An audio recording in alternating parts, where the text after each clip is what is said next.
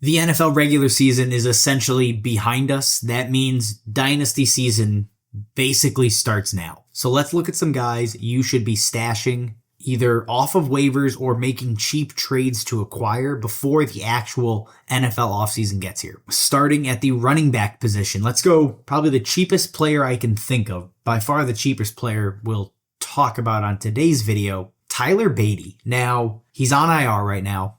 He is with Denver. And you might think, why should I ever care about Tyler Badie? He hasn't been relevant for fantasy, and that's true. However, if he re-signs with Denver this offseason, which is the expectation, he will have a chance to have a meaningful role in this backfield.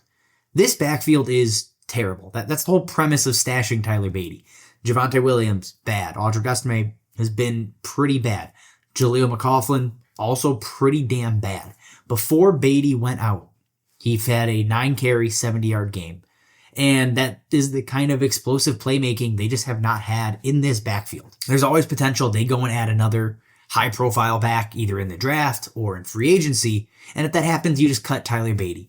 But he's available in 85% of leagues. These are like the cheap stashes that you can make that maybe turn into something, and if they don't, they absolutely cost you nothing. And those are the kind of things I think we really care about when we're looking at like a deep dynasty stash video. The next running back worth stashing that you'll probably have to pay a little bit for is going to be Kendre Miller. Now, I'm recording this obviously ahead of week 16 where Alvin Kamara may end up being injured. Kendre Miller may get some run, but the point remains, Kendre Miller is going to be entering his third season next year, still with the Saints. And I think it's safe to say Dennis Allen did not like Kendre Miller. In fact, I'm pretty sure we all know he absolutely hates the guy, right? He made a ton of comments in the offseason about him not staying healthy. Now, Kendre Miller obviously did not stay healthy, but look, I'm still interested in seeing what the third round pick from 2023 has in the tank. And maybe we get to see that before the year actually ends, and that'd be great. I think having some understanding of his skill set while actually healthy is going to be a good thing. He may find his way onto waivers before next season, right? Post rookie cuts, there's a real chance he just gets kind of caught up in the wash.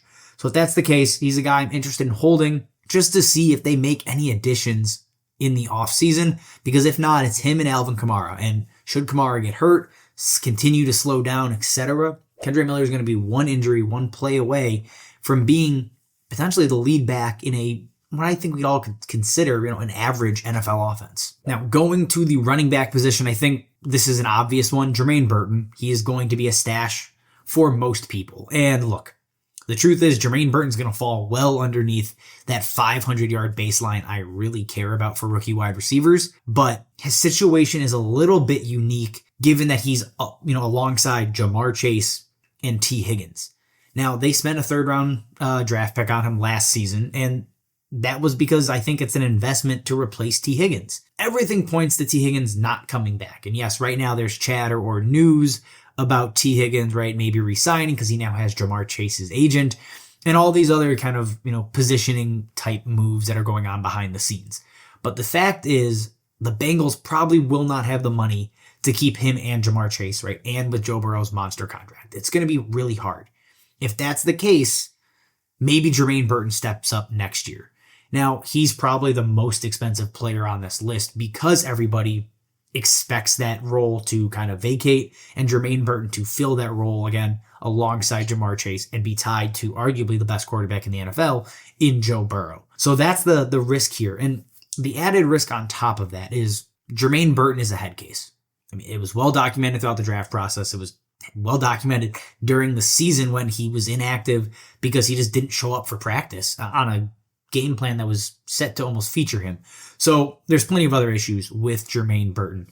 But if you can get him for a third and people are just ready to be done, I'm willing to take that flyer, even though he really doesn't check many of the boxes I'm looking for when I target, rookie wide receivers going into year 2. And following Jermaine Burton, we have Malik Washington. Now, this is less fun and less exciting because he's coming off of a mini breakout game, right? 5 catches, over 50 yards. Jalen Waddle leaves with an injury, so Malik Washington, his name is going to be propped up now. Obviously, you can get him off of waivers, or you can always go and trade, a 4th round pick for Malik Washington.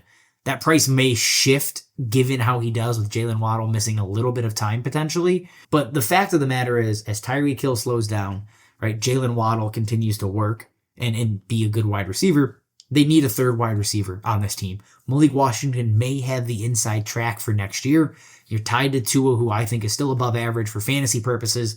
Mike McDaniel, should he survive the offseason, which I think he will, he's going to be an interesting piece nonetheless. So cheap, may as well go try and get him now. And to close it out, I just have 2 tight end targets. The first one is going to be Theo Johnson, who, again, currently on IR, but had a relatively solid rookie year by tight end expectations, right?